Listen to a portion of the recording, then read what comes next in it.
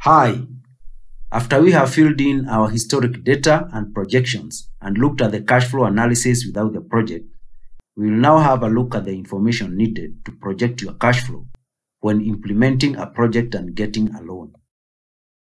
So, what do we need to fill in the financial project data and information on the loan?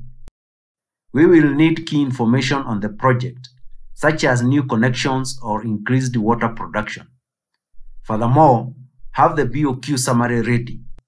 For the loan, we can enter different loan conditions based on the offers received from the banks.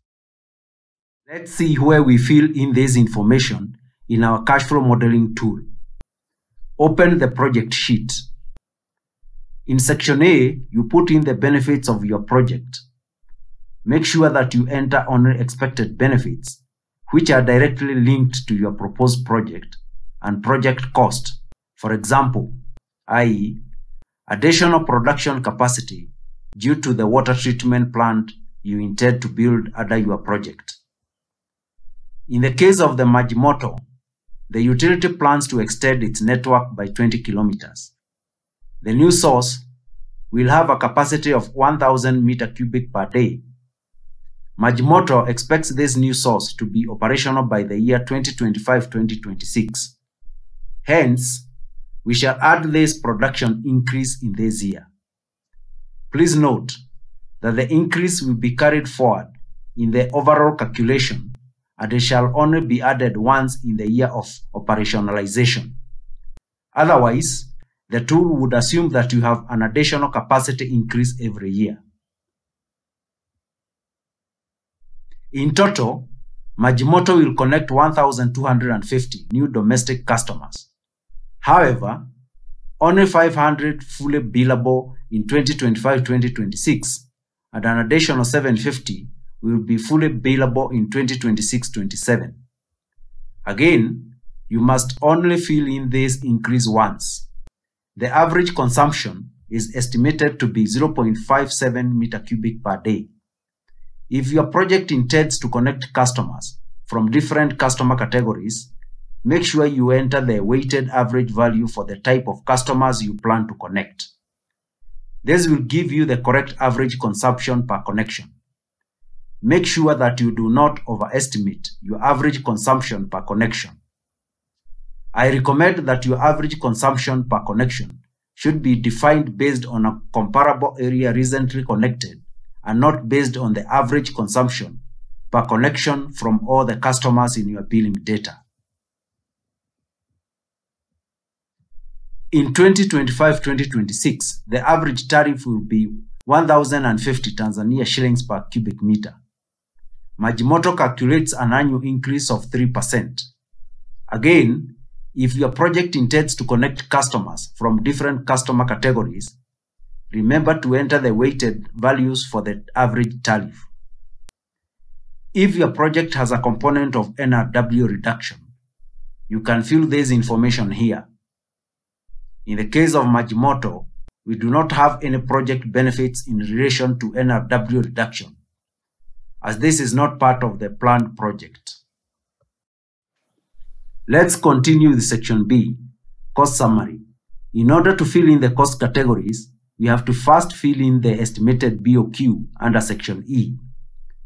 Here we fill in the various cost items and allocate them to the right cost category by selecting from the drop-down menu. Selecting the correct cost category is very important, as it will impact your annual maintenance and depreciation costs. Make sure to specify the unit, quantity, and rate in Tanzania shillings. We have to make sure that the rates include contingencies and VAT where applicable. Once you have entered the BOQ, we can see the cost summary in section B and can now enter the estimated percentual annual maintenance cost and annual depreciation per cost category. That's why it is very important to enter the appropriate cost category in the BOQ for the maintenance and depreciation automated calculations to be correct. Next, we put in our financing data in section C. though most cost and calculation details are automatically taken from the loan sheet. First, you fill in when you expect the disbursement of the investment costs, and also the amount of equity financing. If you expect a grant for your project, for example, the IFF OPA output-based grant, you can enter the share of expected grant as a percentage of total investment cost. Make sure to fill in the timing of the expected grant. In case a project is 100% grant financed, enter 100% equity financing at a C, project financing, and 100% expected grant received by utility at a D, expected grant. Now, let's enter the relevant loan conditions in the loan sheet. Below our base case summary, we have to fill in section B, loan condition, namely the transaction costs, which are usually a percentage one-off payment for the loan, whether a moratorium delays first repayment to the next financial year, the repayment period, and the months in which the loan is taken up and the month in which the last payment is due. Lastly, we fill in the interest per annum. Once you have filled in this data, it will reflect on the project financing section of the project sheet. In the following financial sheets, with project no grant and with project and grant, no entries are required, but it is possible to alter some figures, especially regarding fixed expenditure, i.e., for a required increase in personnel or administrative cost, resulting from additional staff requirement to operate further pumps or handle additional connections. Thanks for keeping up with video 6. We have finalized the data entry for project loan and grant.